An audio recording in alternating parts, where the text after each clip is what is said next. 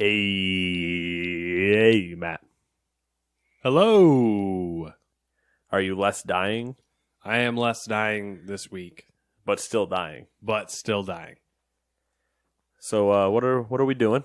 Before I die, we're doing the Gamers 2 podcast, January 11, 2019. The year of our Lord and Savior, Jesus. Good old Jesus. Everyone's like, what the fuck is that? Somebody will eventually figure out what Jesus is. They just always spell it wrong every time they try to look it up in Google, and they'll never get it right. Anyway, what are we doing? Did I already ask that? You did. That's all right, though. I guess I'll just tell you what I've been doing this week. Yeah, that thing, like the last 7 days, what we're doing going into this gaming news-ish nerd culture CES podcast Thing, I'm a jigger. It's nothing Apparently new. you're going to be able to play as Geralt in Monster Hunter World. Breaking news.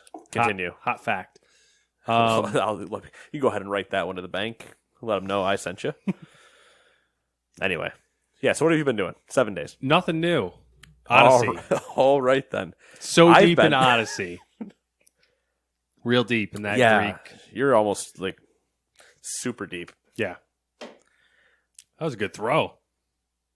That's pretty good for not looking at it. I I got a thing for throwing hats, especially flat brims. They're basically frisbees. Anyway.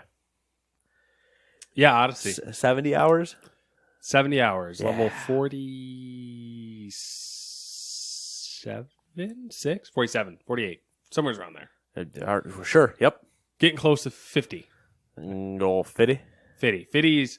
I have a lot of stuff waiting for me at 50. A lot of, like, gear?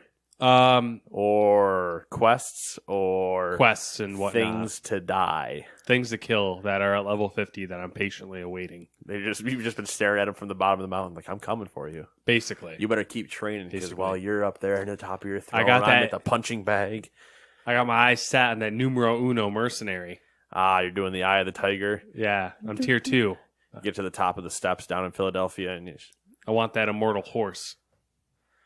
don't you already have an immortal horse? Oh, Well, the actual. I know what yeah, you're talking about. Yeah, I don't know. I don't as even far know as what he I'm looks concerned, I like. consider our unicorns immortal horses. Yes, I spent Yes. $8,000 and got the unicorn. 'cause It's I was really, like, why you know not? what the nice side effect of buying the unicorn is, though? You don't have, like, I used to have a hard time finding where my horse was sometimes. I've had one hard time since having the unicorn figuring out where my horse was. The unicorn makes it easier. Hard to miss him. It is Rainbow coming off the hooves. It is, but I missed him once because he decided to align himself next to a rock face. Mm-hmm. And it was behind trees at the same time. It was like in a woods next to a rock face, and that's where it put him. Mhm. And he wasn't far enough away to give me the symbol to say that where he was. Yeah. So I was just spinning around in the woods like, Phobos! Phobos! Phobos! And he's 3 feet to my left that I just can't notice him, but I'm screaming into the ether looking for my boy Ultimate Phobos. camouflage. Yeah. While being a fucking unicorn. No wonder we can't see them. They're all hiding against rock cliffs right now. Go to the nearest rock cliff and just walk. You'll find a unicorn. Guaranteed. I want a Pegasus, but I think you have to buy him from like the store. The like Helix actual- credits. Yeah. Microtransactions Not to doing- get not me a doing Pegasus. Nah. Um, I'll just duct tape some wings onto my horse and boom, I have a Pegasus. The only way I would pay for that microtransaction, by the way, is if I could actually fly through a map. yeah, that would, yeah. If it I allowed agree. me to have a plane. I concur. Then I don't have to be on a boat anymore. I can just fly across the ocean on my Pegasus. And as we all know, Pegasus can shoot laser beams out of their eyes. So I would just use that to do my ship combat. Ubisoft, don't do that. Yeah, don't do that. Please turn don't. into GTA 5 online like you're riding, At the same time, could be fun. you can do it. You can do it. Anyway. Yeah, so a lot of Assassin's Creed. Yeah, a lot of Assassin's Creed. But I have my ship almost completely leveled up, and it looks dope because it gets, starts looking nicer as you go up. The fucking RAM on the front of it. Did you ridiculous. change your RAM since last time? Well, I upgraded it, so it's fully upgraded now. So like the actual ramming part of it is Oh, like okay. I thought you meant the bust you had on the front. The figurehead I have is the eagle. I went to the eagle. Eagle! And then I went back to the original skin of the ship because that also looks wicked dope now. I'm trying to think of any other wonky shit I've done. That's about it. Just the normal crap. That's it for games, really. Then all of the animes have come back because they went on a week break for New Year's because New Year's is a big deal in Japan. Japan.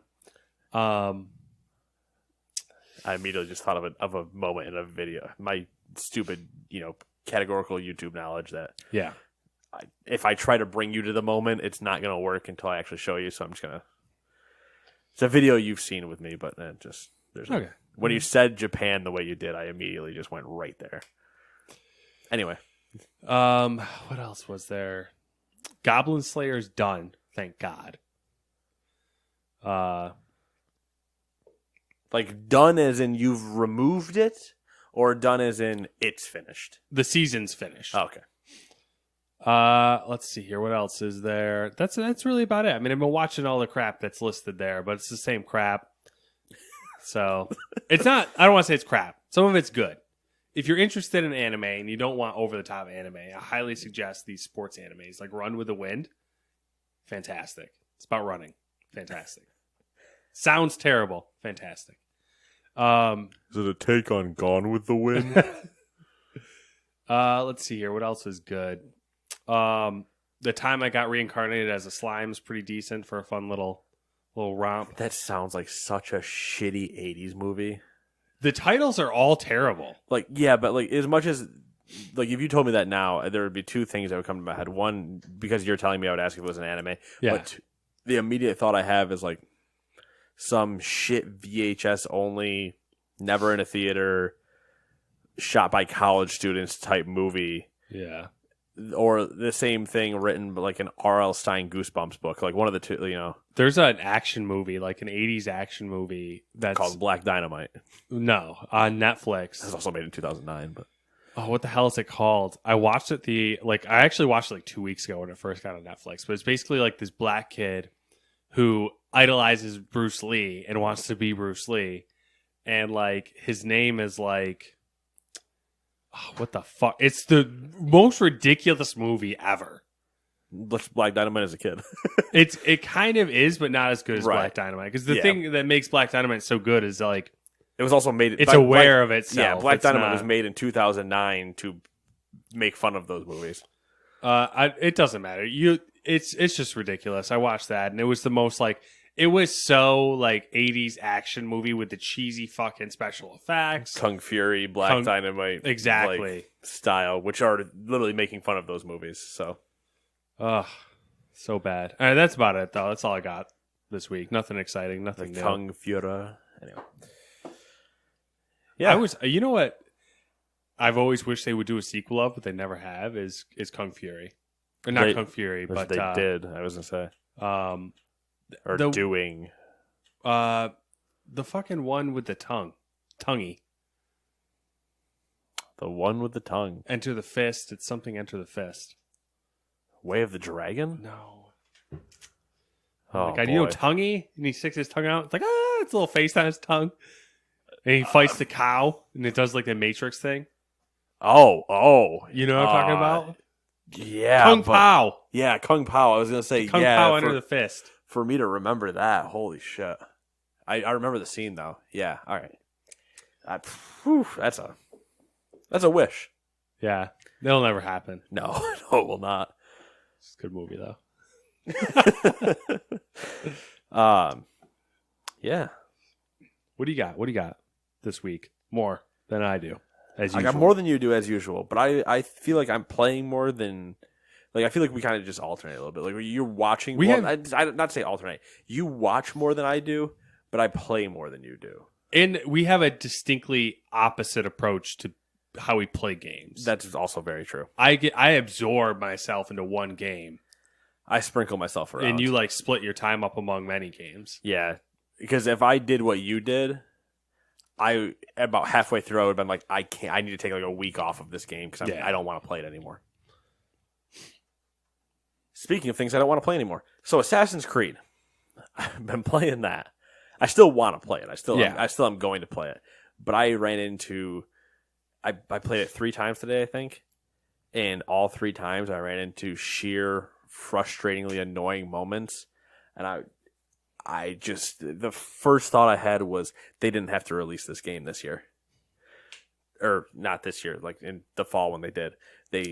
And as we talked about when they were releasing Origins and everything, and they said that they were going biannually, and then they spit in my face and released this the year after Origins, my immediate semi-scare was why? Why are you doing this? We had an agreement, Ubisoft. We had an agreement where we had a verbal agreement where you said we're going to take a year off of Assassin's Creed, and now look at this giant world that's Origins. Holy shit! Couple problems, like obviously still animations were a little weird and whatever, but like really good. Yeah, and we're like, all right, cool. So this is what they can do with a year in between games. Holy shit! I can't wait to see what they do with the next year off. Oh, we're not taking a year off. Here's Greece. Okay, I mean, yeah, I liked Origins, so I guess we'll do that same exact thing in Greece. Yeah, that. It's worse. Worse is a maybe a bad word, but there are things that were bad in Origins. It definitely regressed. That are more prevalent, or the things that were bad in Origins are worse or more exposed, I should say, in Odyssey. Yeah, I think without a question, Origin felt more refined. Like, it definitely was way more polished. Yep. And Odyssey has regressed in, like, obvious ways. Yep. Like, the cutscenes are, and the animations are, like, the janky as fuck. Bad. And, like, I'm just riding on my horse through a town in this, like, stuttering motion is, what is this stuttering animation? Take the year. Thank God if they pull some shit at E3, even though they've already said like we're not releasing one this year. If they pull some horse shit, if they pull some horse shit and they're like, so you know how we said we weren't doing it, and well, we gave you guys Odyssey. We figured, why not give you another Assassin's Creed? I'm like, what? No. Stop it. You were doing so good with, I mean, it was only one example, but take a year off. Give us all that palate cleansing moment to not play an Assassin's Creed. That way, when I come back into it, I don't immediately have these flaws in my head that existed. I have to at least like think back, like, oh, did this have this problem? No. I remember that having that problem, and now the problem's worse. The most frustrating part is like all this considered, all the problems considered, how good Origins is, and then Odyssey releasing a year later, how good it is. Like, can you imagine what they could do if they actually did what they said they were gonna do? That's my problem with it. Is like, we know how big the jump was to go from. Holy shit! I'm gonna blank now. I wanted to say Syndicate, and I don't think I'm right. I think it is Syndicate, isn't it? Maybe. And then they took the year. The Syndicate, Brotherhood. It was before that. It's Unity. I think it was Syndicate. So then they go from that, and then they go Origins, and you're like, holy shit! Like, this is what you guys can do with a year off. And then Odyssey just feels rushed. Like that they took all the same mechanics and then just went to their graphics guys and went, give us a new area because we just want to kind of do this immediately again. And you're like, what? No, like not that the voice acting is not bad. I want to tread lightly. The voice acting isn't bad. We're both playing as Cassandra, and that goes really well. But the syncing up with her and the animations is not good. The animations themselves aren't good. And then the few times we've talked with Alexios, the other option to play as, the few times we've talked to him, or that I've talked to him, you've talked to him more, the voice doesn't match the character. It has not been in sync for me ever. It looks like the old like Asian films where you hear something and then the sound stops and then their mouth is still moving for another 10 seconds and you're like, This is a AAA game. I'm having this problem. It's just not a. That being said, I'm still enjoying it, kind of, because now they have certain things that are so unbelievably overtuned. Something I've complained about this off air already, so I don't want to belabor the same points with Matt, but something that is the same level. So I'm 17. Something that is also 17 should be a challenge to the. If it's just a common thing, should be a challenge to the point where, like, if I all of a sudden dropped my controller, I would die. But that's the only way. And even like the bosses, in air quotes, the captains or whatever the rank is above captain, pole marks, whatever. Those guys can be harder, but the fact that they're the same level as me and I have the abilities of a demigod based on the spear that I'm the only one that wields, and I speak to Jesus or Zeus or whoever. Not actually, but might as well for this point. Yeah. I have an eagle. I was given an eagle by somebody. Gods, who cares, whatever. And I have all this stuff, and yet there's just some guy that has a dog, just a random dog, as a bounty hunter, and will ruin me in 3 hits. And I'm like, The other thing, going more on that point, is that the part that irritates me about it is that the regular soldiers, the captains, the pole marks, or whatever the fuck they're called, or whatever that word is. It's that word now. They all fight the same way. There's no difference between them. They're just different. Like, one has more health than the other, which is really frustrating. Because then, like, you could go up against 3 regular soldiers, and it's the same thing as going up against like 3 captains, really. So, like, there's no, like, you should be able to steamroll regular soldiers. Like, that's just, I just feel like that's the way the story's presenting itself. So that's the way the gameplay should present itself. Yeah, that I'm this giant badass. Get out of my way. Yeah.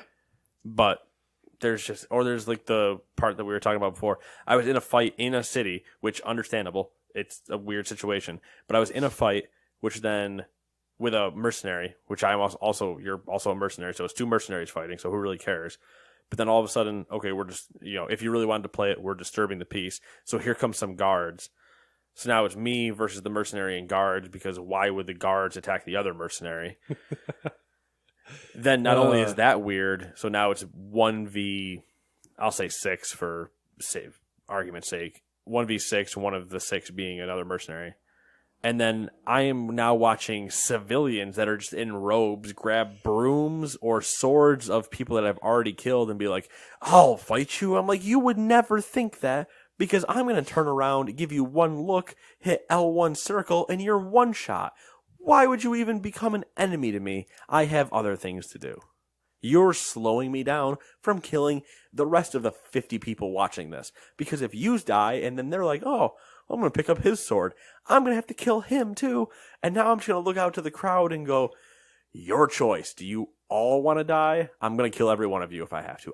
I will liberate this town of human life in order for me to be able to get out of it. The disconnect between what's happening in the story and what is happening in the gameplay combat is so frustrating, because, like, the civilians attack you for shit like that, bullshit like that. But then when you talk to them and interact with them in side quests and stuff, they're like, oh my God, Eagle Bearer, help me. Yeah. Like, they're either like that, or there's some like wisdom person that's like, we must end the war between Sparta and Athens and bring peace to society. And I'm like, you just brought a sword to me, and I stabbed my spear through your throat. You watched me kill this man whose dead body is in the cutscene. Is this not a problem for you? Anyway, Assassin's Creed, man, Assassin's great, Creed. great time. They just can't. How many games now? And they can't just knock one out of the park. You'd think they would have gotten one just out of the park. I really liked. I'm in a minority. I liked Syndicate. I enjoyed it. Never played it. I have no opinion. I have it on my Ubisoft account that I've never played. Because I got a code for it for PC, but I already had played it on PlayStation. Mm-hmm. But it was like It was a good. I enjoyed it. Yeah, it has its same like weird problems that like every Assassin's Creed did, but it didn't have these glaring clusterfuck of a problem that these giant RPG ones are having, where they. And I don't think Origins was bad. I think Origins was pretty good about it as far as like the combat system went. But like Odyssey, I'm running into problems where they did not balance enemies to yourself. They almost like overtune certain things. That's making me not want to come back to this mission. And I don't want to have to go do these stupid fucking fetch quests where it's like, listen, I have to get this thing delivered to a midwife by noon. I can't be bothered to walk the 150 feet over there where I can see her waving at me. Can you do it for me? And I'm like, first off, it's 150 feet. Yeah, I'll do it. Like, that's fine. But second off, you didn't even put, like, when you tell me that you have to get this thing delivered to somebody and like it's urgent, at least if you say those words to me, the game should put a timer on that quest. It doesn't, like, I understand that they don't want to because they want you to feel like you can do that whenever you get around to it and yada yada. But if you're going to tell me something's urgent, you need to get a message to somebody, give me twice the time of whatever it would take for me to get my horse and run there. Give me that time times 2 and just start counting down the clock. Yeah. And say, hey, if you don't deliver this package by this point, you just fail the quest. Like, you already have certain missions in the game that are timed. They're your weekly ones or whatever. But something you're just going to tell me is, oh, I need this urgent delivery. This package needs to make it to the post office because then the truck leaves at 4 o'clock, and if I get there at 4:05, it doesn't go out till the next day. Like, any dumb excuse. But just... there's weird things like that. Anyway, that's one of the things I've been playing. Been playing Let's Go Pikachu. Yeah. I got to move us on from Assassin's Creed because we're just going to complain for an hour and a half and it's not going to go well. The Assassin's Creed podcast. Yeah. Assassin's Creed Crapacy.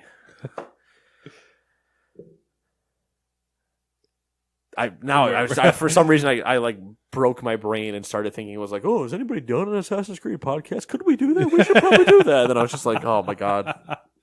Let's go Pikachu. Yeah. Let's go Pikachu. Pika. So I've been playing that. That's been a thing. Still same situation it was before. I just got off the boat, the SS Anne.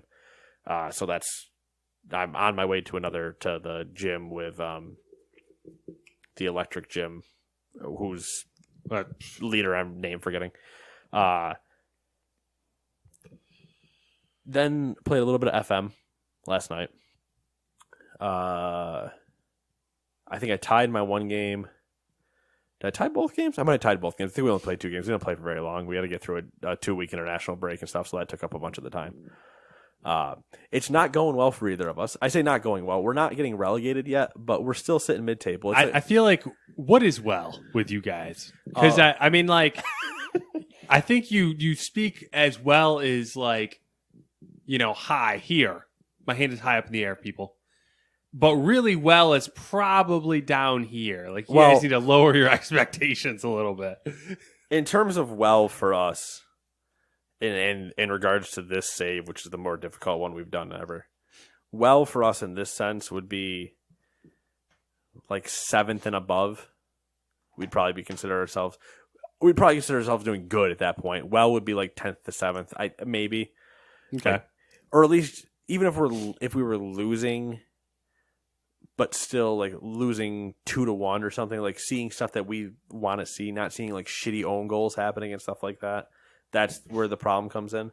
But normally, yes, if I said that things are going well or things aren't going well in regards to our main saves, would be us not being in the top 3. Mm-hmm. And like, oh, that's going bad, or like, oh, I'm not in the final for these 3 cups and I'm not in the number 1 in the league. Like, things are going bad. Like, I've almost been fired. I've not yet come close to being fired in this save.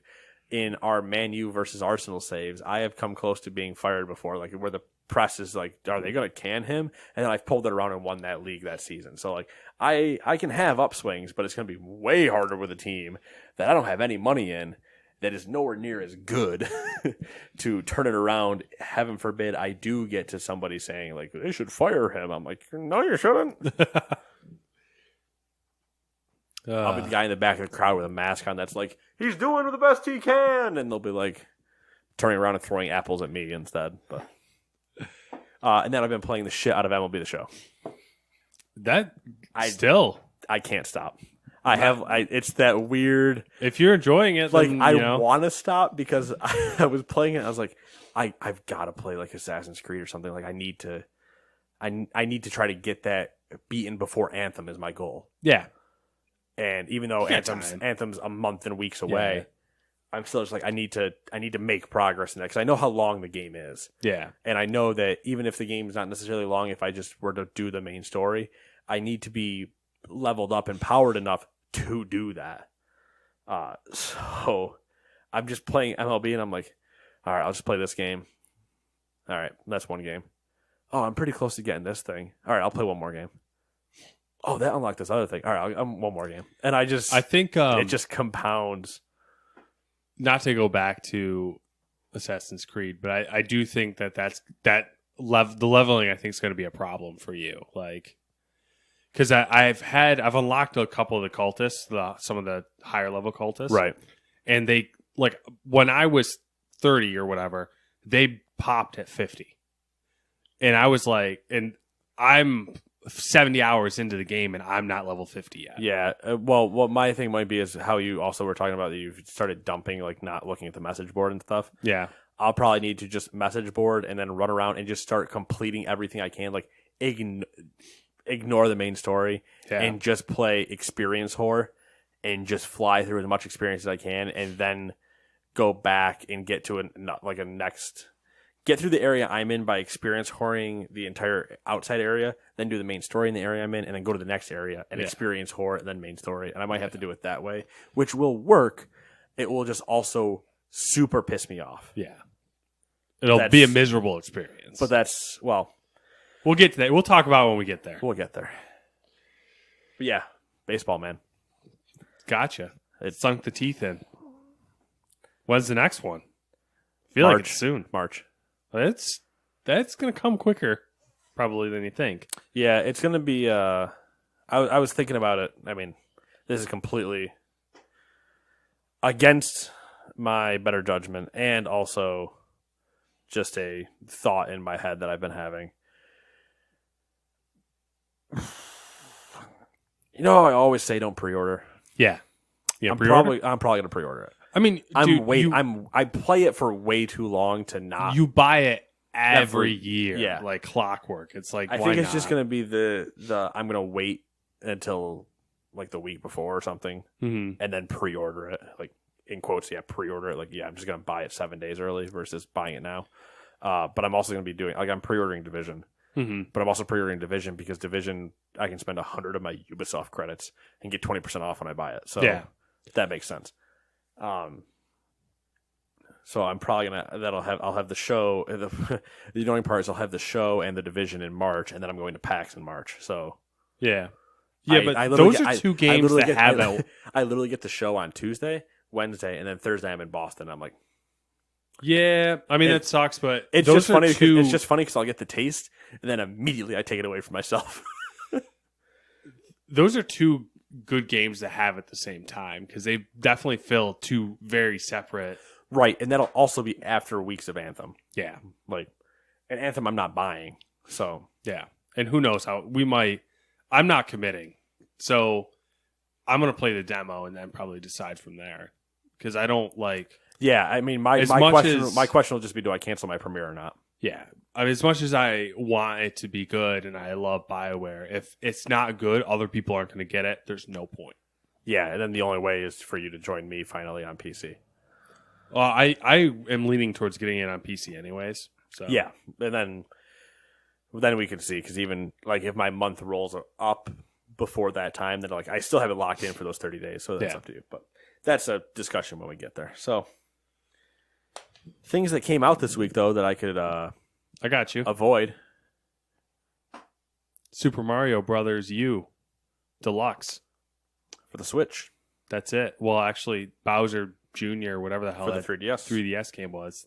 Only thing important. There were some Tales of Vesperia Definitive Edition, but no one cares about that. Zillia, Asperia, Bizarria, whatever the hell it's called. There's 30 of them.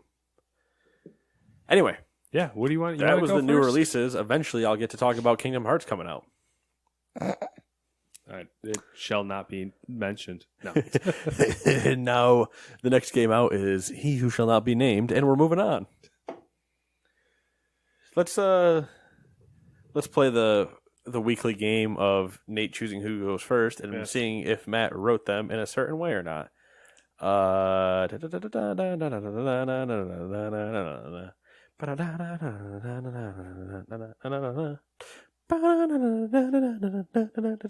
go first. Okay. I only made it down to 3 and then I decided, so. Here we go. Activision Blizzard has finalized their executive team across multiple branches this week following the chaos of the past year. Rob Kostich will be Activision's president going forward. He spent the last 10 years heading the Call of Duty franchise as executive vice president and general manager. King Digital of Candy Crush fame also has a new president by the name of Humim Sakahini. Nice. I don't know if that's right. Who was previously King's CFO and Chief Strategy Officer. King Digital is, of course, a subsidiary of Activision Blizzard and is responsible for most of their mobile games. Last but not least, Activision Blizzard CFO Dennis Durkin is becoming president of the Emerging Businesses Division. He'll be the guy in charge of Activision Blizzard Esports Leagues, Activision Blizzard Studios, and the Activision Blizzard Consumer Products Group. It's not all good news this week for Activision Blizzard, but hey, we're going to get to that later. That's a thing called foreshadowing and teasing, friends. Tease. There was something else about Blizzard, but I can't remember what it was about their executive team. But oh well, it's that they're all new. Yeah, it seems like a lot of movement for a big company. Cleaning house, man. We gotta wipe this slate and start fresh. Pressing reset buttons out here. Something like that. Oh yeah, one of the co-founders is leaving in April. Yeah, Mike. Mike Moraine. Yeah, is officially leaving. Yeah, I think he's been talking about leaving. He's been strategy advisor. Yeah, he's been leaving, but now he's officially leaving. All right. 2. Last year, Splash Damage announced that they could no longer financially justify working on Dirty Bomb. And we talked about it. We did. As part of that wind down from development, Splash Damage is removing the microtransactions from the game and making everything available for free. Unfortunately, this will be the final update for the game. As part of that update, they are increasing the credit earn rate inside the game so that players can get anything they would want and bringing back a number of items they had removed. The update is rolling out January 15th. You gonna check it out, or are you gonna just let it die? I will play taps as the ship sinks. You played Dirty Bomb for a while, right? I did. I got like 30 some odd hours into it. 30, 40. I'm not gonna look. Something like that. Yeah, cool. I enjoyed it. It was a good shooter. It just nobody played it really. I mean, take off. It was a great free to play shooter. And some points it had really good people, or really good in terms of like really good air quotes numbers of people playing it. But when they did their big Dirty Bomb 1.0, the like big rework, like not rework, but like overhaul. Here's our big push. This is what we're hoping to draw people in with. Mm-hmm. They weren't even on the front page of Steam with it. Yeah. So I'm like, what? If you were in the community, you knew the 1.0 was coming, and it was a big thing. But then you never saw anything of it unless you were in the community. So it was like, might have been bigger if they had more marketing. I think it could have helped them, even not necessarily like save them, but you could have at least been on the front page of Steam for the weekend you were out. There was nothing there when it happened. Like there was not like another one going on or like another feature. There was just nothing. And I remember seeing the stuff come out where it's like, yeah, Dirty Bomb went 1.0. And I'm talking to Kenny. I'm like, have you seen anything about it? He's like, no, neither have I. I was like, what the hell? So weird. Maybe we'll get something better to replace it. Maybe not. We'll see. Number 3. Amazon is rumored to be working on a video game streaming service for launch in 2020 at the earliest.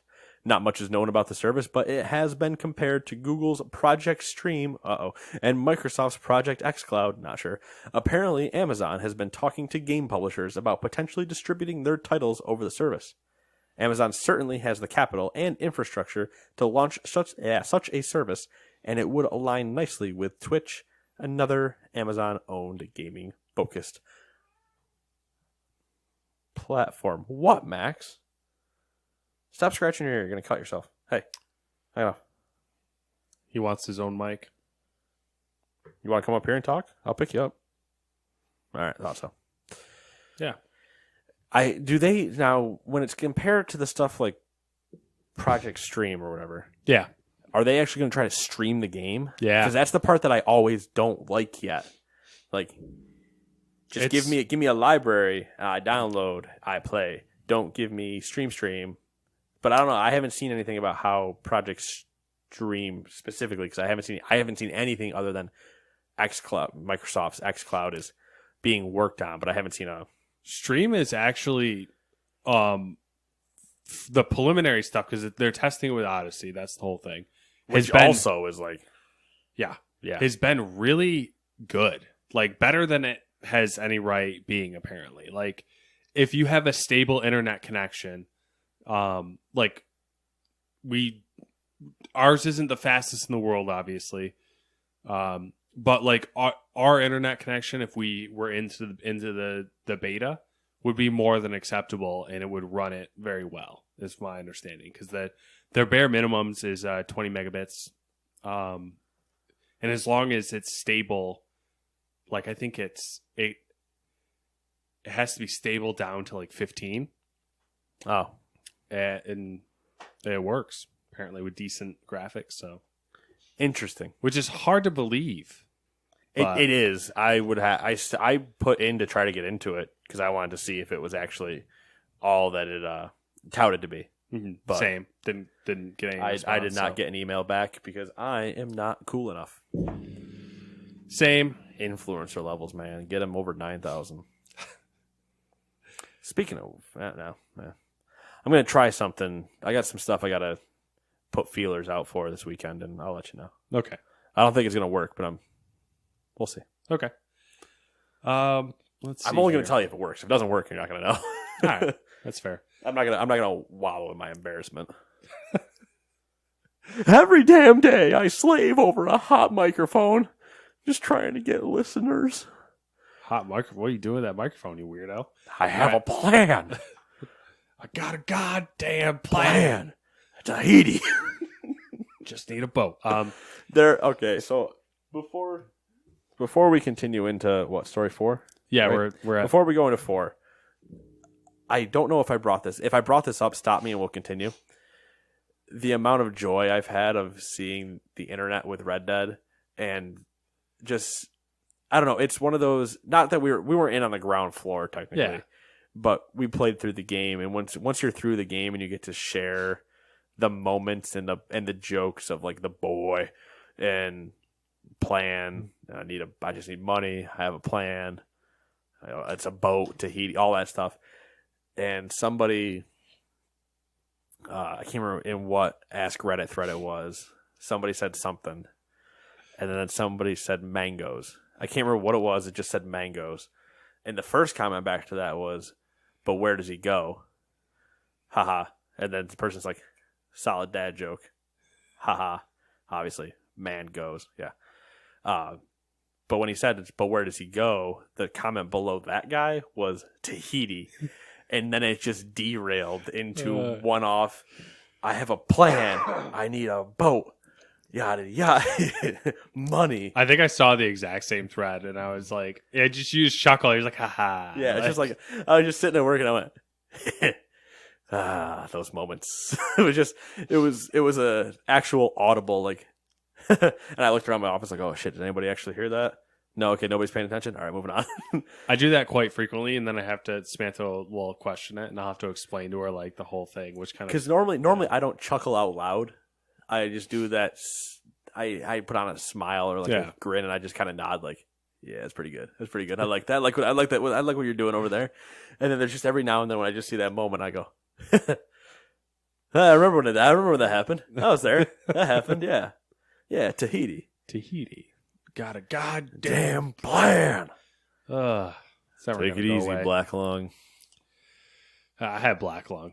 That was the thing. I've been making a joke all week that I have TB. It's a good time. Spoiler alert. All right, where were we? Oh yeah, a little update on the Mad Box, the game console being made by Slightly Mad Studios. Slightly Mad. Slightly mad. That should just be it. It should just be the super hot logo. Super. They hot. probably don't own it. They'd probably Slightly. get No, they don't. But I mean, like they should just do the same thing. Anyway, sorry. They have the right syllables. Continue the Mad Box. Okay, CEO Ian Bell took to Twitter Alleged CEO again. This time to kick off a contest for a promotional slogan for the Mad Box. His tweet read, quote, "I want to be clear about this. The best slogan for the Mad Box gets 10K and free games for life. This isn't a joke. Hit me." End quote. I only hope that right as he end quoted that his secretary just punched him in the face and went 10K. I mean, that's the only way to explain all the crazy shit he's doing. Obviously, Cocaine also can explain it. Yeah, it really could. Actually. He could be doing lines of coke off his secretary. Probably is. Obviously, he was quickly bombarded with more ideas than he could handle, so he reassured his followers that the studio's social media team was combing through all the submissions. It also looks like the Mad Box has gone through a radical redesign, as the new renders posted look totally different from the first images. I have a picture. I'm going to show them to you. I like that this is getting hype, though, because everybody's like, oh, yeah, we got the Switch, we've got this, and we've got this, and then people are like, screw it, let's just get hype about something else. And it's not like a Steam machine that's also tied to a, oh, wow, they took a real change into that design. It's not like it's not like it's Steam, right? And, it's not it looks pretty good. Yeah, That looks sleeker. That looks better. This looks more realistic.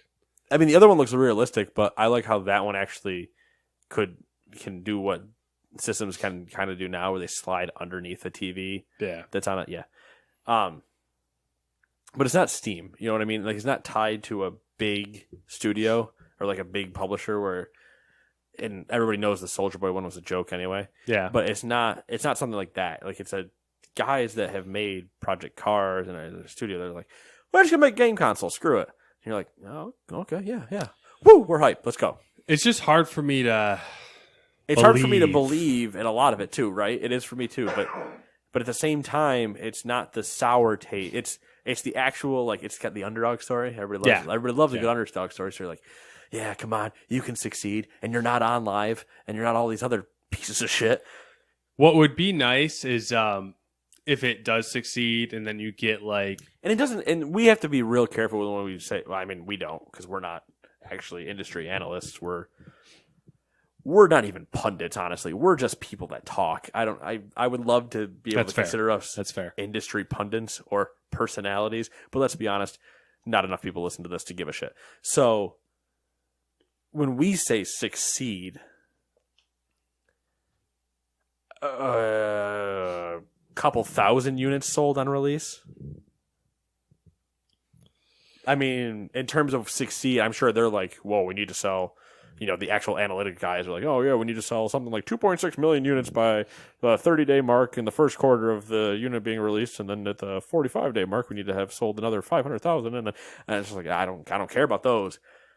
I just want to see a buzz, storefront, because, I mean, Steam, didn't, unless it didn't have a storefront. Get yourself in a brick-and-mortar presence to be in front of the parent that's going to go, oh, what's that? And then the rest of us will all go, hee. We'll see. It would be nice to see it take off. And then things like the Amazon streaming service, the Google streaming service also come to fruition.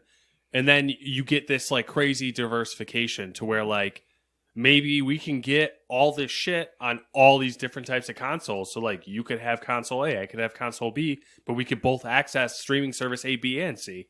Yeah. Yep.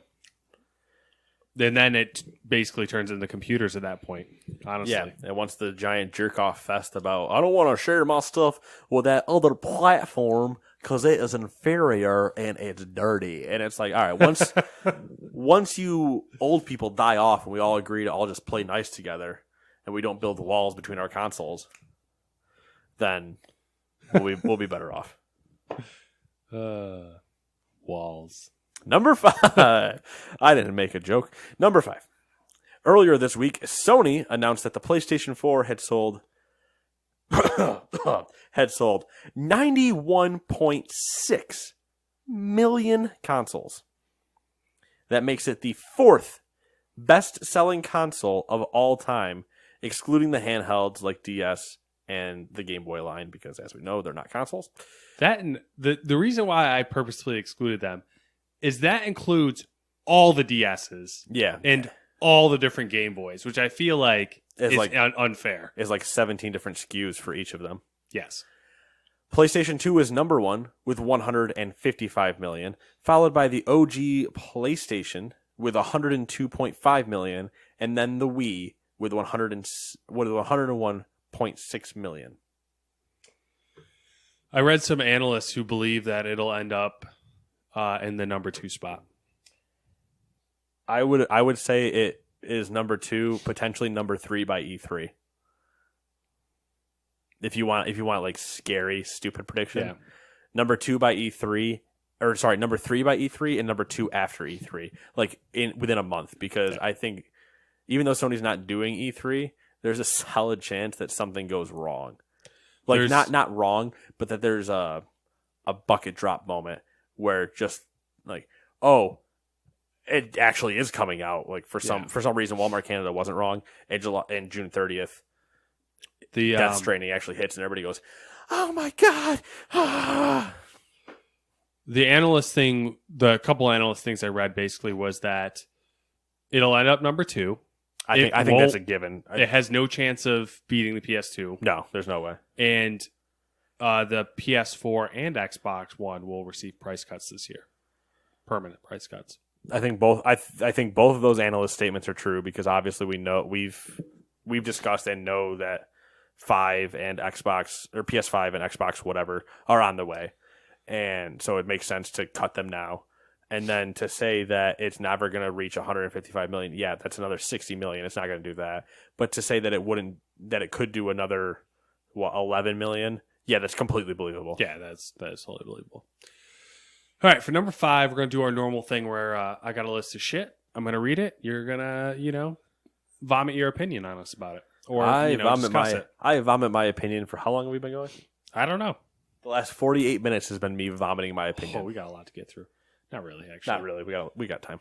All right, so this is going to be, shit that happened at CES this year. I'm sure there's a ton of fun stuff out there. I know, I saw 1 million PC cases. I saw the women's vibrating thing. I don't know if it was it was a sex toy. Did you see the sex toy thing? Did you also see that there was a sexist news article brought up about it? Yeah, it was something about it being because it wouldn't be allowed on. It wasn't allowed on something. I can't remember what it was. Floor or on the floor, maybe. Either on a sales floor or on a stage or something like that. I saw it. I didn't read the article though. I didn't read the article either. I just saw the headline and I was like, that's probably a grab that it's actually sexist. But yeah, all right. I'm just gonna hit the stuff that's big that affects the gaming world, the PC gaming world mostly, but.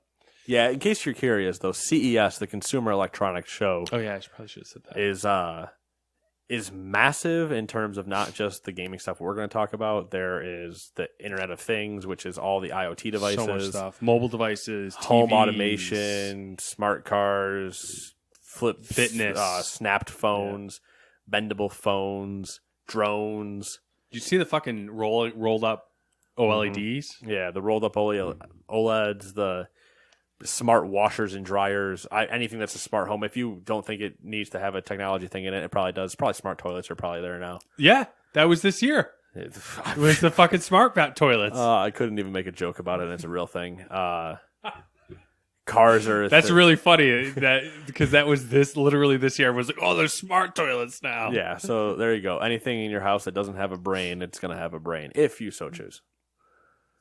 But there's a lot of things to go take a look at. Yeah. Type in CES 2019 and let your click happy fingers Go ham. run through articles. All right, first up, AMD announced the Radeon 7. It's meant to be a direct competitor to the RTX 2080. Let me unlock my screen again.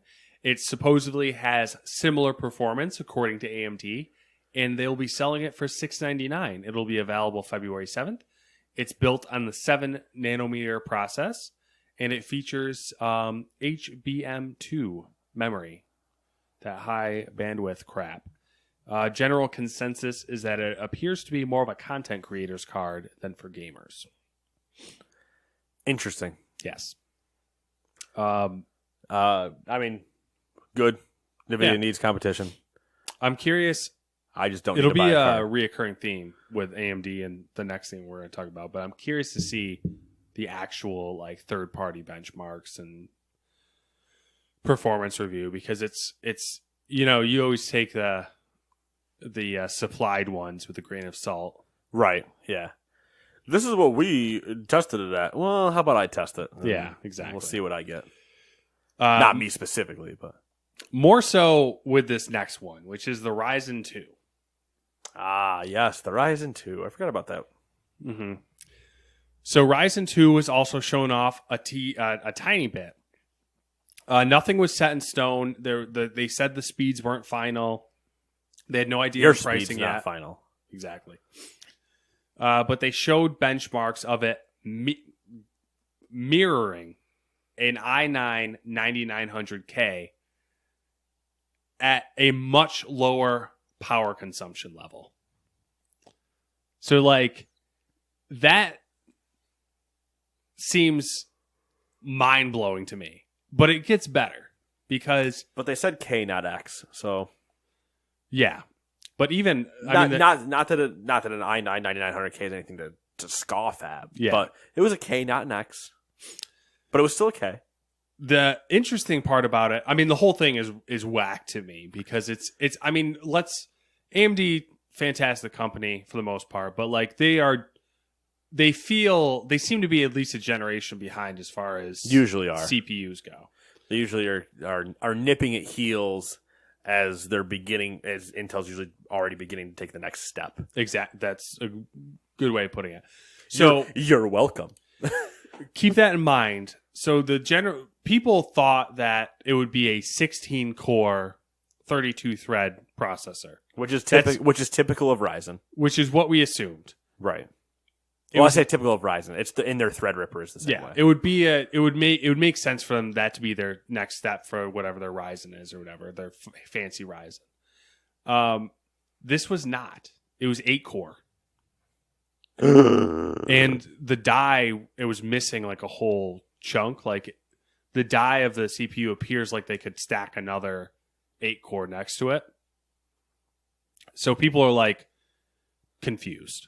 You just not put half of it in, or it's just it's interesting. That whole thing's interesting, and I'm really curious to see how it pans out. But they said it should be summer this year is when we'll get them. I'm curious to see when they get sent out to the influencers. They will inevitably get sent out to what they do with them and what they report back. Yeah.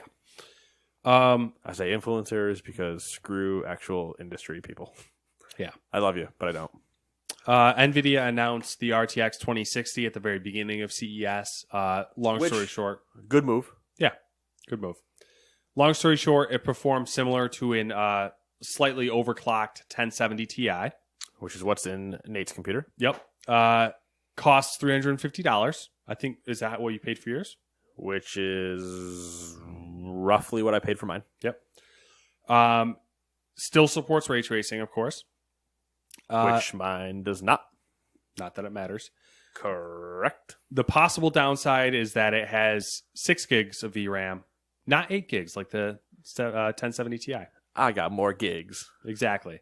Which it seems like nitpicking, but when you're talking 1440p and up, and you're looking at like 2 to 3 years out, that could become a serious problem. Which is why Matt is now in, once again, a conundrum. Yeah. You ever played that board game Conundrum? Matt's always in one, especially if it comes to PC parts. Well, yeah. I mean, feeling the pain of the 970 was a great video card.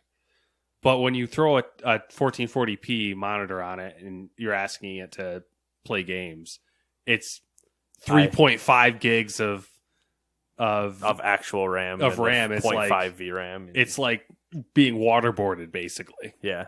Yeah, I know what you mean. That did exist. Oh, yeah. It drove both of those. Yeah. And I'm sure when you put the new card in and we're like having a freaking seizure. I mean, a couple times, Every now and then it was loading up Battlefield for the first time, and you're just like, oh. Were you like, man, I should have done this sooner? No. Okay. No, I didn't say that. Mostly because money. Yeah. That's a problem. All right, the big one really, though, is NVIDIA dropped a bombshell by announcing that they will support FreeSync monitors. Now, if you wanted to ask me, and you're not going to, so I'll tell you. My holy shit moment throughout this entire week was easily this. Really? I mean, is that including all the video game stuff that happened? Including all the video game stuff that happened, and like even the news that came out yesterday that we'll get to. This one, I immediately just went. I saw the news pop up because it was like the first or second day of CES that this news came out. Yeah, so I think it was very strategic. They dropped the 2060 literally like either the night before or the first day of CES. Yeah, gave it 24 hours because they gave the people that they wanted to give cards to do reviews, right. And that could have a news cycle. Yep, and then. That was like the first salvo, like let's send a couple cruise missiles in. Yeah. And then they dropped the bomb with the, oh, by the way. Yeah, they did the news cycle for the card. Let AMD say whatever they want. All right, cool. But wait, there's more. We don't give a fuck anymore. Watch this. And then they did a backflip on a BMX bike up a dirt ramp, did a Superman hand grab, then forgot to pull the bike back and still landed on their feet on top of the ramp standing there like I am triumphant. Because when I saw this, I at work went, are you kidding me? And that's when immediately when you and I started talking, I just went, are you fucking serious right now? Yeah. And I was flipping through all these links trying to like read about it. I'm like, are they, you done gone crazy, NVIDIA? You doing a little bit of black magic voodoo over there? What gypsy is hypnotizing you to allow this? What underhanded scheme are you running? Because I feel like there is an underhanded scheme. Ooh, look at this really shiny thing. Ignore this piece of shit that's underneath it, but it's really shiny foil on top of that piece of shit. The thing that irritates me about it. Well, let me go through it and I'll tell you what irritates me. All right, you go through it. They have a list of 12 monitors that are compatible, that they've labeled compatible. And they've tested 400. Currently. They're adding more. Yeah, testing more all the time, apparently. But they will still allow G-Sync to be turned on manually in the settings. And this is kind of the weird part here. I say G-Sync, but it's not true G-Sync. It's just adaptive sync, essentially. It's FreeSync. MMD? Yeah, I don't know what the fuck. VMMD? It's VRR, I think. VRR, variable refresh rate. Yeah, VRR. Ignore MMD is something completely different. So, because G-Sync and I'm going to call it FreeSync for lack of, because that's just what we have at this point. Yep, we've had G-Sync NVIDIA and FreeSync of AMD. G-Sync and FreeSync are distinctly different. There are differences there in case anyone's curious. But they will allow you to turn on their G-Sync manually, but they can't guarantee that it'll work with your monitor if it's not one that's listed. The prevalent problems that people are reporting seems to be flickering with the variable refresh rate. Don't look up MMD. I thought it was something else, and then the first thing I looked up, not what I thought it was, completely different. Don't do that. All right, anyway. Frightening. So my issue with this situation is NVIDIA is supporting FreeSync, but they're not going to... I looked into it because I was genuinely curious. Obviously, G-Sync monitors aren't going to be getting FreeSync. Right. Although I'm sure they're more than capable of doing it. There's no way they're going to allow, like, they're going to unlock the G-Sync module so that you can pair it with an AMD card and get variable refresh rate. Right. And I think the key is not to, because they would be very quick to say, well, we don't do FreeSync. We take advantage of the variable refresh rate, the VRR that is already in the monitor. Because you know that they don't want their name with FreeSync the same way that they wouldn't want it. So it's basically that, yes, if it is a VRR monitor, they will test it to see if it meets their standards to run G-Sync with their VRR, and then they will put it on their list. But if it's not on their list and you wanted to do it, you can turn it on manually. And from my understanding of it, it is, they won't ever probably associate with the term FreeSync, but you're getting FreeSync, you're not getting G-Sync. Because G-Sync, FreeSync starts, I think, at like a higher refresh rate. Like it's like, I don't know. I know G-Sync goes down to 30. Whereas FreeSync, I think, starts, depending on which version of FreeSync it is, it's higher than that. But either way, it's better than whatever you're running. Whatever you're running right now. Distinctly, it's better than if you're not to running. have than not have. Right. All right, which we threw in the fun one. I actually didn't see this until you put it into the doc. You're welcome. EVGA is releasing a sound card called New Audio, and that's an NU, New Audio. It's focused on keeping audio as pure as possible instead of, say, Creative's approach, which is the other big sound card vendor, which is cleaning and enhancing. Now, I put this in when I saw it because Matt is an audiophile. I am. I did read. I didn't want to, put too much in there, but I did read a little bit about it. It's very compelling, depending on what the price is. Right, which they haven't said yet. Exactly, which means it's going to be probably $300. Yep. Which they're supposed to say in next week or the week after, I believe. Yeah. It makes sense, though. When I read through the article, I'm like, yeah, this kind of makes sense. I mean, EVGA kind of has a rep for doing, like, quality computer components, and audiophiles they'll drop, I'm talking fucking buku money on things like this. Oh yeah, big dollars, like the Sennheiser $20,000 headphones. Like they'll just or the crystal lamps. Yep, the you know what I'm talking about. We've looked at them before. The amps, the preamps. Yeah, but they're crystals or glass. Yeah, they're tubes. glass tubes. They're tubes. Yeah, tube amps. Something about them that they were like $100,000 or something. Yeah. The ones we were talking. There was audiophiles, man. They're nuts, man. They really are. I mean, I love good sound, but I'm not like I have the most I've spent on headphones is $150, and that's still. Don't you have a sound card in your computer though? I don't anymore because I went to the small build. So do I know what I've never had in my computer? Sound card.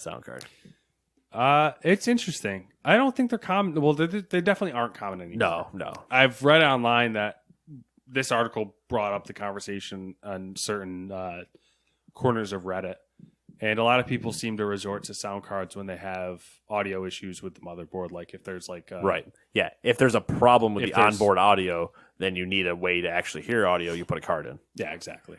But then you get the audio files that go. Having a problem with onboard audio is called using onboard audio. I think the reason why people don't use sound cards anymore is because a lot of people resort to external. Like you've seen the shit stacks, right? Yeah, I've seen shit stacks. I love that. That's what they're called. I was say, but saying that and not explaining what a shit stack is isn't going to help anybody. Yeah, so they're a very common DAC and amp combination.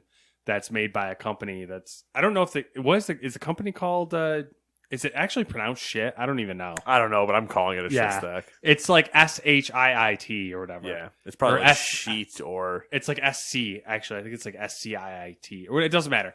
But basically that's the combination they run on their desk instead of like a sound card. They'll run those two devices on top of each other with headphone input. Anyways, we went way too deep into that. Yeah, you're up next. After you text all your ladies. Yeah, your fiance. I guess. I was going to keep making fun of her sister, but she dropped that conversation pretty quick. Oh, yeah. She won't let that allow that to continue. No, she already poo-pooed it once with the story that I won't tell on this podcast. I'm not dewy about it. I could be dewy about it. Anyway, number 7. I should change this from Tom Clancy to me and just be like, Nate Killian's The Division 2. The Division 2 will not be sold through Steam. Instead, it'll show up on Epic's game store. It is the first major release to ditch Steam in favor of Epic, and we're sure Epic's 88% revenue share versus Steam's 70% was a major factor in the decision.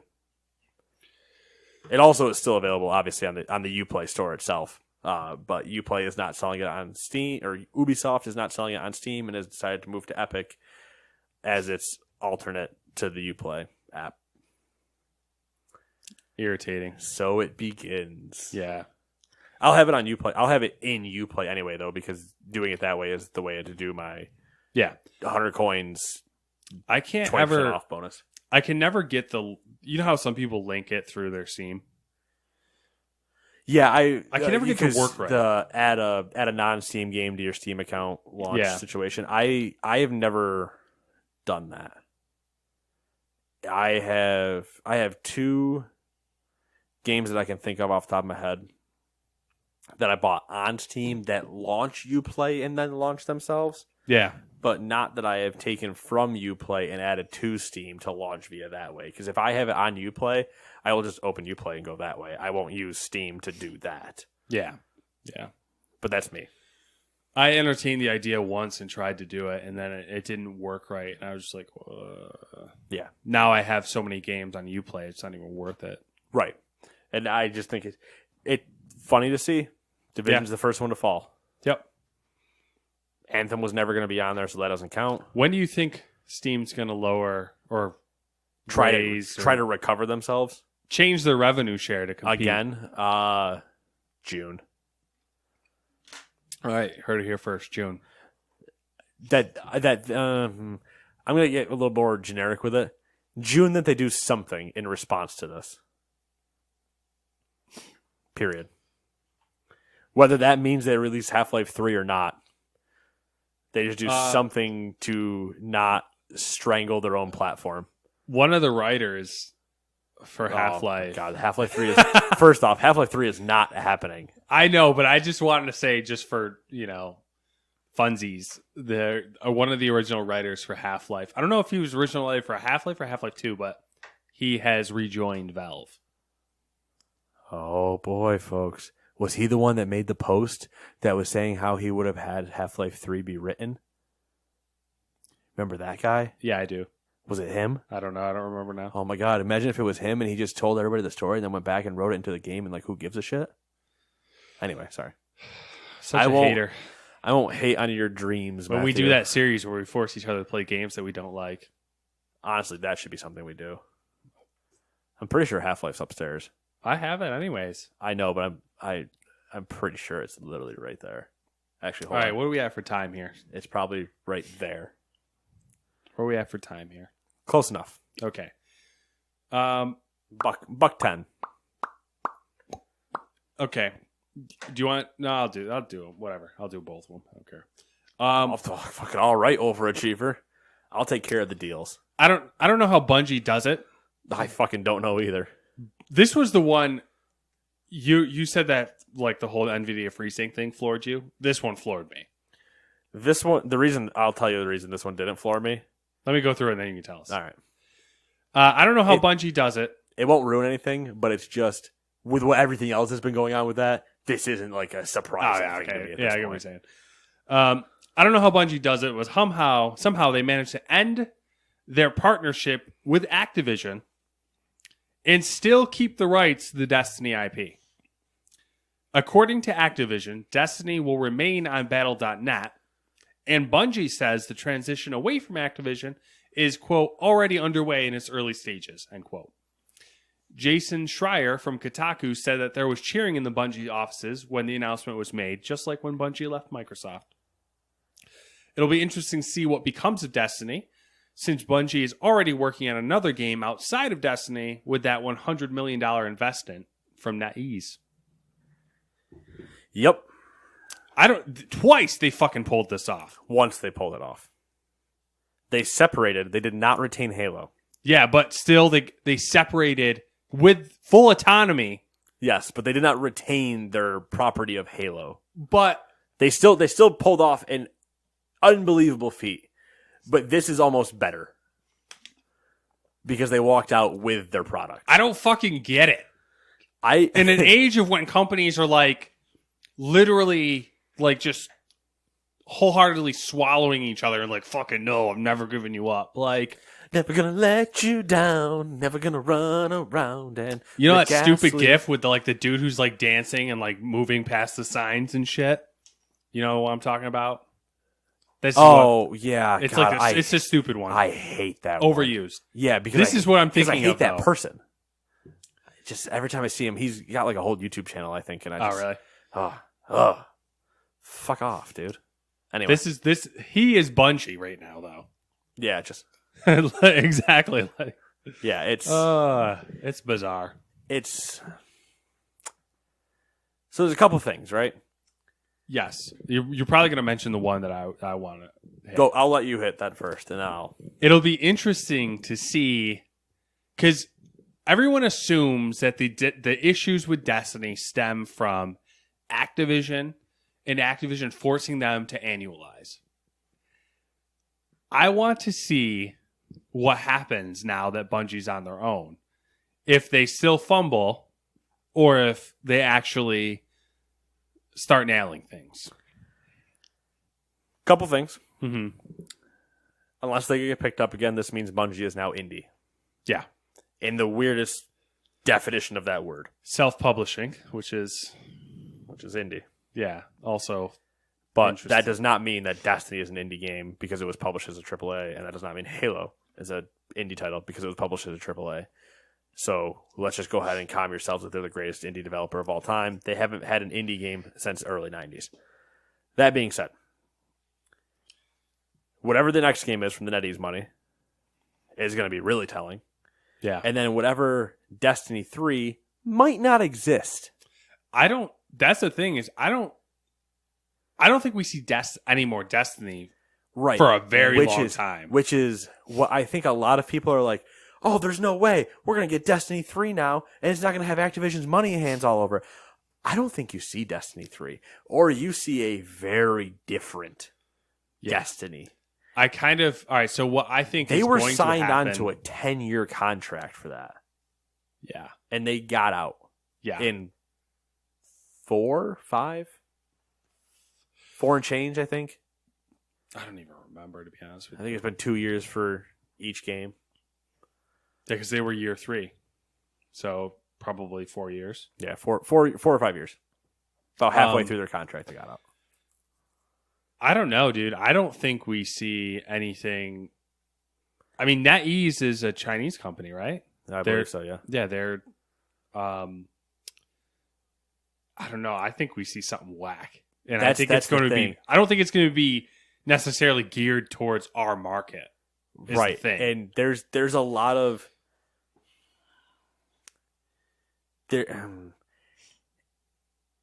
I just, not that it affects us directly, because it doesn't. We've had our share with their games over the last 15 years.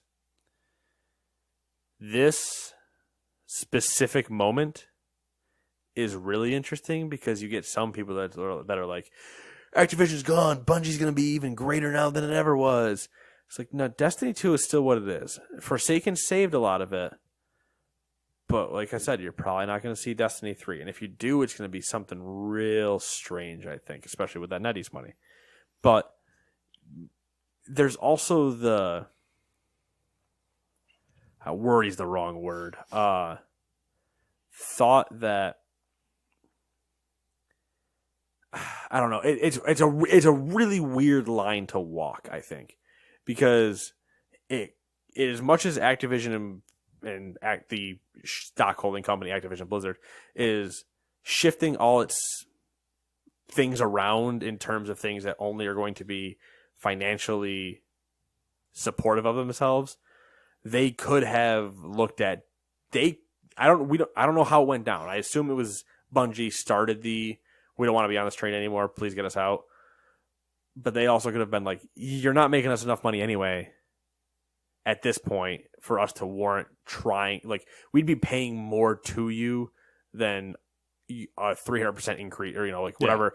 Then whatever the net gain would be isn't high enough in our brains to keep you under duress. Yeah, everyone's viewing it as like a victory for Bungie, and I feel like that's not the direction. I kind of think that Activision was like, hey, we're gonna cut you loose because we break even at this point. Yeah, it could very much be an Activision is the victor in a really weird sense. Like, yeah, Activision could be the victor because they don't have to pay Bungie anymore for where Destiny was good and everything. I think it probably underperformed in sales because, once again, I don't think it got saved until Forsaken 3 DLCs later off its launch. Yeah, and there was a lot of money put into Destiny as a whole. There was a ton of money. The audio scores alone were massive. Yeah, we're talking like hundreds of millions of dollars. Right. So to say they probably broke even, honestly, might be really good. Yeah. But now to see them leave, the leaving is like caution to whatever you think about Bungie, caution. And then to Activision, you're like, what are you guys doing now? Because now before we could go Destiny, Call of Duty, the Blizzard games. Now we go Call of Duty, some of the Blizzard games, because they've already started restructuring over there too. And all the stories that keep coming out. That's why I was saying that this one wasn't so surprising to me as the NVIDIA one, because the NVIDIA one literally came out of left field. Yeah. This one's like the ship's still sinking, and now just like the first mate jumped off, or like one of the lieutenants or whatever jumped off. Where there's still some lieutenants standing, but one of the big ones of more recent times went, "We'll see you later," and just jumped off the boat. I'm actually, it's kind of bizarre because or was potentially pushed off the boat or allowed to use the lifeboat, like they were the women and children situation, given a life vesting. Yeah, they were the women and children first situation. Like, all right, we'll see you later. I've kind of pulled a 180 on the Activision Blizzard situation, because initially when all this started going down, I was like, this company's fucked. But now that everything's happening, like, and looking at the landscape of the video game industry with all the potential consoles, the potential streaming services, I get the distinct feeling that Activision Blizzard is trimming itself down to try to be a more lightweight, nimble company to deal with. I think we're on the verge of some crazy shit happening in the video game industry, especially with the streaming stuff. That's going to upend and upset a lot of things. And I think Activision Blizzard is putting itself into a position to where it can change directions very quickly. Yeah, there's a chance, and albeit unlikely, that somehow they're playing Moneyball, and not in the terms of like the way Moneyball actually is, but like they're playing Moneyball the way that Moneyball happened in real life, where the athletics of that time were so far ahead in analytics of like using that to do things that now in the years that we're in now, the last like few, everybody's like, oh yeah, that's a really good way of doing things. And it's just like they could just be that early adopter to like, now cut it all down, get us down to this, and now we can just pivot trends and navigate that way versus, oh, we have the Titanic, and if we hit an iceberg, we're going down. Let's cut it down to like 6 dinghies, and we can navigate much faster. Yeah. It'll be... So I'm rooting for both sides, because I want to see Activision and Blizzard come back out of it into the actual fandom love that they had and not be this constant garbage fire right now. But I also want to see Bungie not sink. Yeah. Which is potential for them to do. The other part that I have, I don't know, not problem with, but everybody that's it goes along with the cheering that's happening in the offices. Yeah. Like, yes, your publishers can be bad publishers and can treat you poorly. But and maybe it's not seen this way, but you always go through the don't burn any bridges mentality, like that conversation every time you leave a job or go to a new, leave a conversation with things or anything, you don't as much as I say don't burn any bridges. I'm sure I did.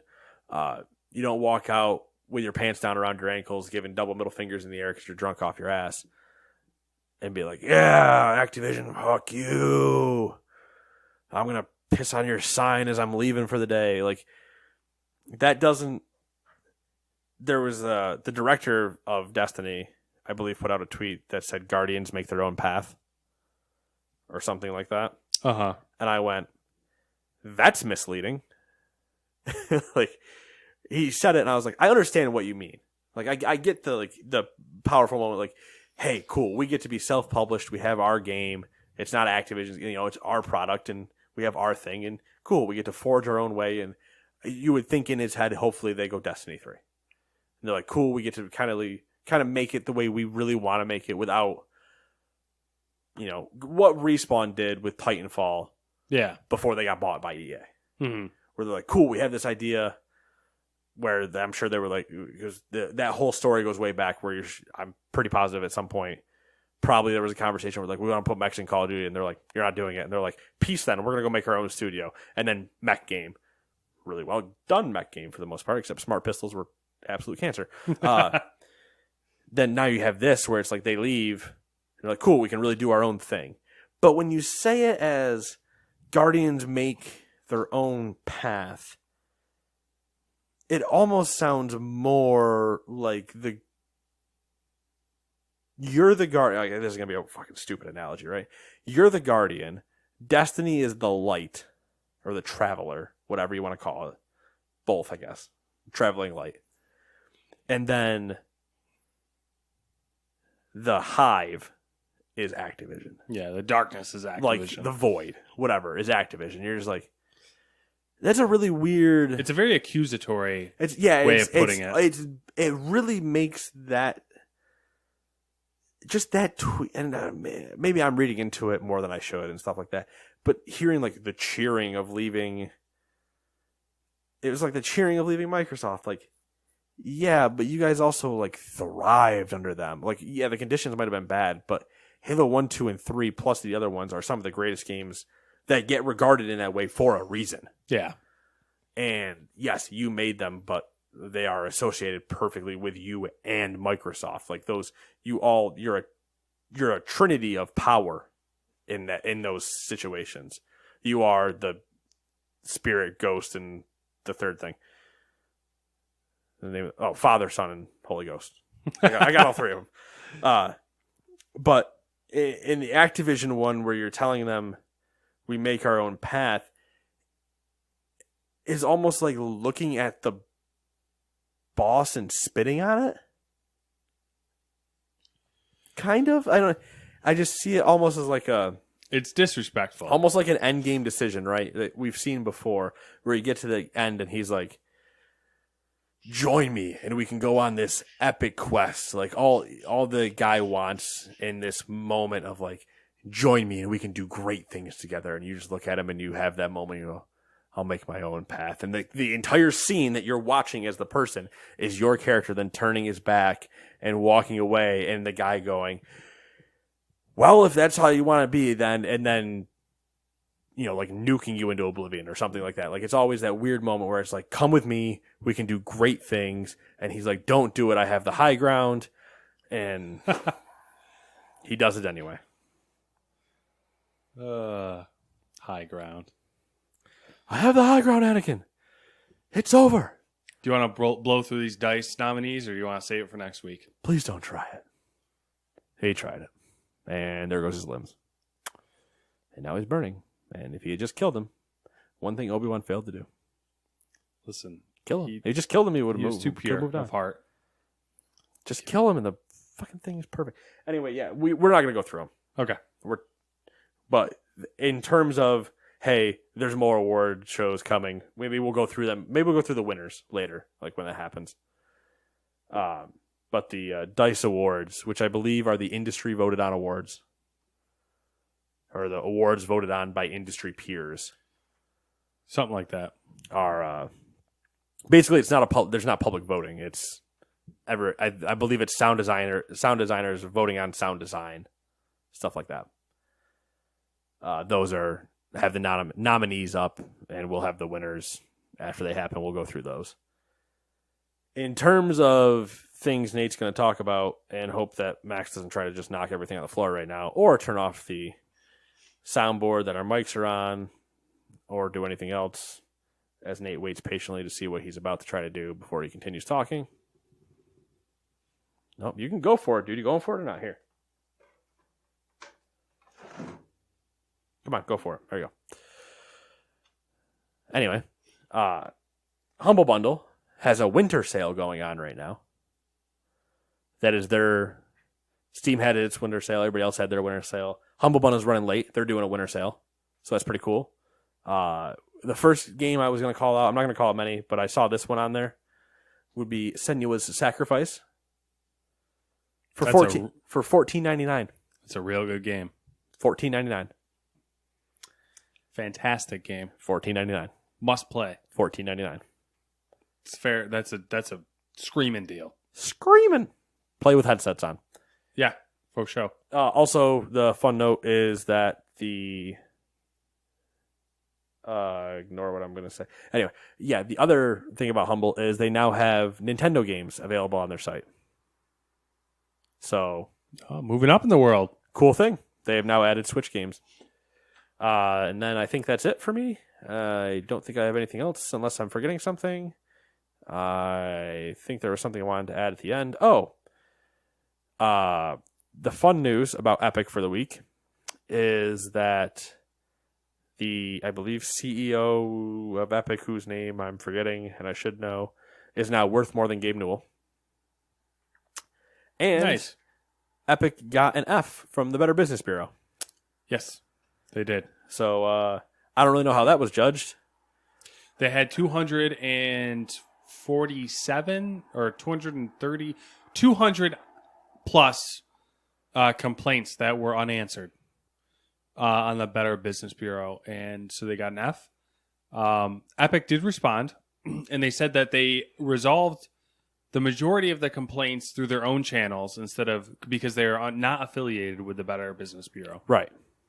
So, And then I think the other joke would be, I'm not concerned what the Better Business Bureau says. I'm concerned when they do the voting for worst game or worst company of 2018.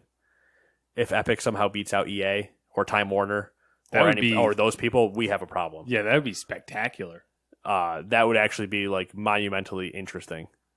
But an F from the Better Business Bureau is one thing, but when you don't affiliate with the Better Business Bureau, obviously, yeah, that's kind of how you get that ranking. Anyway, we've been going for a while. Nate rants too long. He knows it. He also talks in the third person because he's an asshole.